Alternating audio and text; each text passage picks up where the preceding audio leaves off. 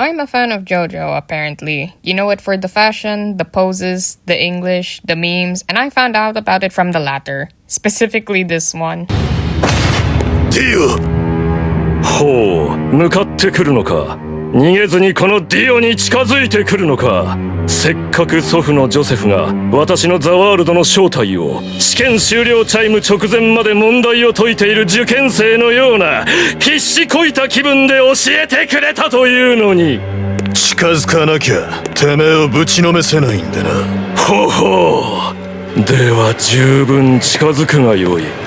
I first watched it alongside my brother, and I grew to like the series a lot that I thought of OCs for it, which, if you already don't know, is a sign I really like a series. So that's what we're doing today, making JoJo OCs.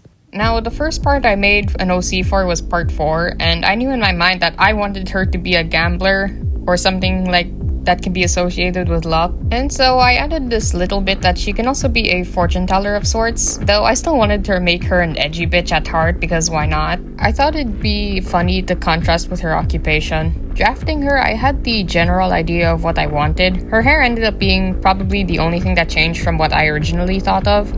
It was supposed to be a lot wavier and somewhat curly, but I just made it more straight and kinda spiky. Honestly, making these OCs was really fun, especially with the posing. Araki takes a lot of his poses from fashion shoots, so I looked up a bunch of poses from Versace, Vogue, etc.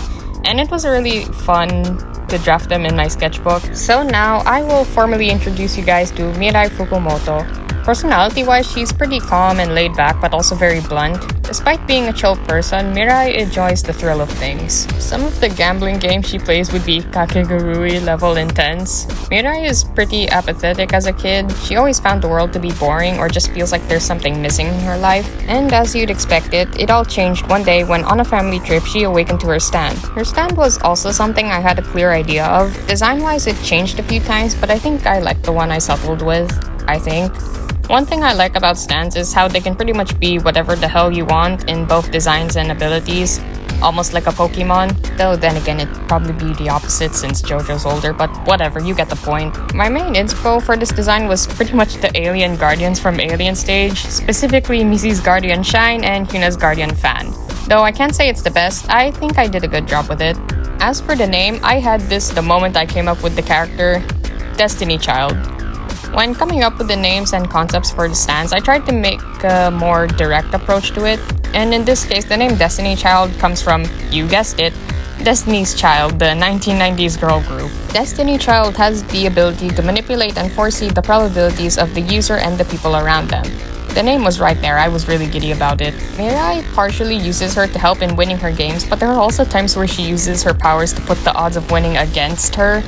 I don't know why, I thought it'd be funny if she did it just to spice up the game or make it last longer. I like to imagine a scenario where she invites the gang to a threatening game, only for her to be like, just kidding and not be an actual threat to them.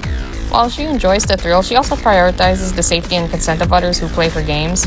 In the end, Mirai is someone who really enjoys the unpredictability and possibility of things, and Mario is definitely the town for that. So here's Mirai, and I will say she and Rohan would definitely be sassing each other non-stop, though she does genuinely enjoy reading his work. Mirai was originally an OC I shipped with him, but let's not talk about that rabbit hole yet. If I had a nickel for every time that happened with an OC I made with a canon character, I'd have 2 nickels. Anyways, on to the next one. Up next is part 5, and now I don't know if this is a hot take, but part 5 is probably one of my favorite parts of the OG universe, with Giorno being one of my favorite JoJos. Feel free to fight me on it, though I'll probably be Paula Joseph by then. So, the first one from Team Bucciarati, we have Bianca Latte. She was also another character I had a clear mental image of along with her stand. Latte went from a bunch of iterations in my head, but I ended up using inspiration from Pokemon and Gachiakuta. And can I just say, this is probably a hot take again, but I think JoJo and Pokemon have some similarities when it comes to character design. Stuff from like body shape, hairstyling, and the fact that most clothes that the characters wear don't make any sense in real life. But that's just my opinion. Anyways, I knew from the get-go I wanted her to have like white hair and a ponytail, and for the outfit, it took a less is more approach, I think. I made the most unique feature to be her pants and gave her these pouches attached to them. I definitely use Pokemon as the main reference. I saw these pants worn by Malva in X and Y and I want them. But I fully know well I would struggle putting them on since I struggle with ripped jeans and would probably struggle with her pants too. Somehow Latte turned out to be one of my favorite characters. Like, personality wise, I kinda ended up making her the older sister of the group, at least to the younger members. She's also pretty open-minded for someone in the mafia, quickly welcoming Giorno into the team and make sure he's settled in. I also think Latte would have been more vocal about Bucciarati's decisions when it came to the safety measures of Trish, like in episode 17. She would not like the makeshift bathroom he made. For her background, I went a lot deeper than I thought I would, but to sum it up, Latte grew up from a poor family. Her dad eventually left them, which led to her mom taking drugs and eventually dying from overdose. While trying to help Latte with the financial situation their family was in, one of her siblings ended up getting killed by drug dealers. After killing said drug dealers, Latte pretty much went on a small killing streak up until meeting Bucciarati. She still keeps the gun she used to kill the drug dealers and would still use it from time to time. She would 100% pull a Rio from Gachiakuta. If you know, you know. Now let's get to her actual stand. I call it Tool, which is based on the 90s rock band. When coming up with stands, I usually think of the name first, then the abilities. So when picking Tool, I wanted to make something somewhat related to it. And I don't remember how, but I ended up making it a key stand. Here, Tool is a sentient keyring with multiple keys that have different functions, almost like a Swiss Army knife. And if anyone but Latte tries to touch it, it would immediately turn hostile and attack them regardless if they're an ally or not.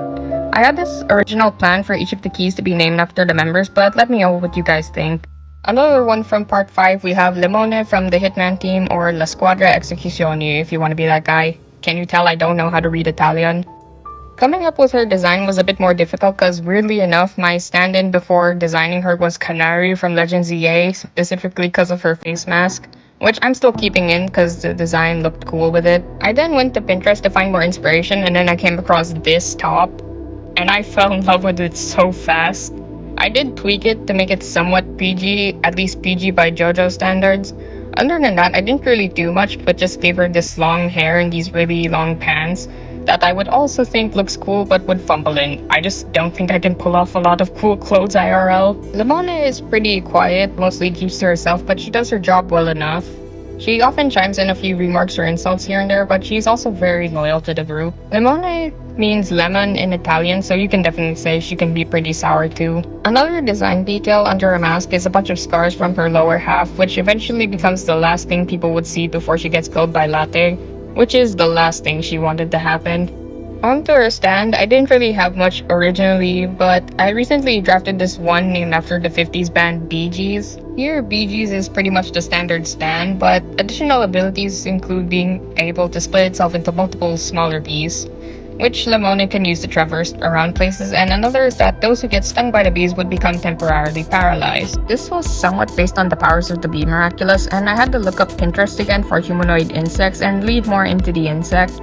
But yeah, that's all I got to say for this character, so here you go. Lastly, we have part 6. Oh, part 6. I'm still trying to cope with the ending.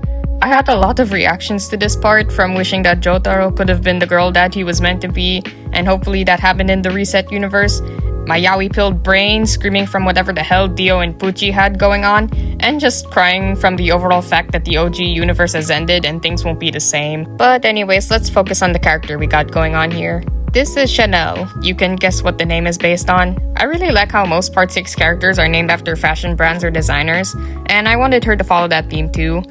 When coming up with her background, I was like literally 50-50 on whether or not to make her a prisoner or part of the prison staff before ultimately deciding to go with the latter. She wasn't a big fan of her job as being part of the prison staff, and she's very verbal about it, but it was the only choice she had left. Chanel is this dry and responsible person, but also has this big moral compass, as she would often have a reputation amongst the prisoners for not taking a single bribe from any of them. And when she first found Emporio, her first reaction was a mix of worry, confusion, and curiosity for the kid, which eventually then led her to sometimes staying inside burning down the house like Weather and Anasui would. That is a mouthful, I swear. I like to think that Chanel would sometimes bring him actual food, even once from outside the prison. She thinks he needs to grow and the prison food isn't gonna do much for him. Going to the design, while the outfit took a little longer to think of, I kinda knew what I wanted to do for her hair.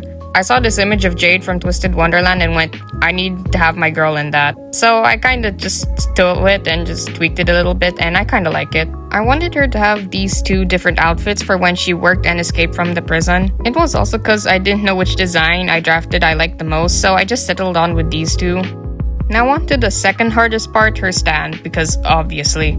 It took me like 3 different drafts of the design, and the first one was just straight up Gangle from the Amazing Digital Circus.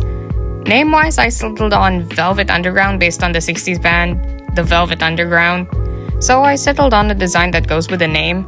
I looked up a bunch of ghost-type Pokemon and Fakemon for this, and I kinda went with a kind of bulkier silhouette. It's not something I often do, but I'm kinda happy with how it turned out. As for the abilities, it was another straightforward moment. Velvet Underground is able to phase through people and objects as well as turning invisible. But the thing with its phasing ability is that in order to touch something, it has to become touchable itself. This may or may not make Chanel more vulnerable. It's not exactly the best idea-wise, but for me, the design kinda makes up for it, so I'm happy with it. And that's all my JoJo OCs, at least for the OG universe anyways. I haven't seen parts 8 and 9 completely, and I'm only on the SBR anime. Gyro is king, by the way. But maybe I'll get to make some of them for it one day. Also, this is a little much for me, but thank you guys so much for 300 subscribers. It might be small in comparison, but it really means a lot to me that you guys are willing to stick around. And hopefully you'll continue to do so further as I keep growing this channel. Bye!